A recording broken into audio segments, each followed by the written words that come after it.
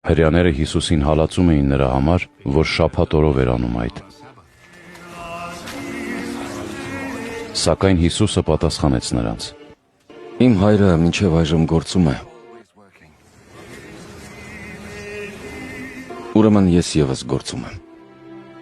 Դրա համար հրեաները առավել ևս ուզում էին նրան սպանել, որովհետև ոչ միայն չէր պահում շաբաթը, այլ նաև Աստծուն իր հայրն էր կոչում և իր անձն Աստծուն հավասար էր դասում։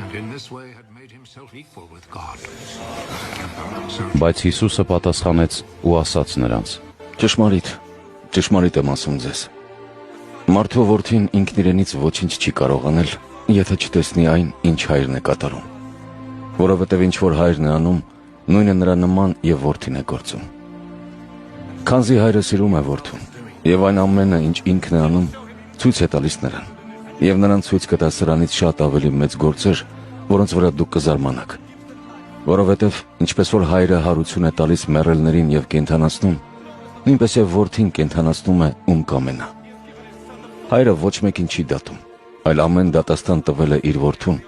որպեսզի ամենքը պատվեն որդուն, ինչպես պատվում են հորը։ Ով որդուն չի պատվում և հորը, նրան ուղարկողին։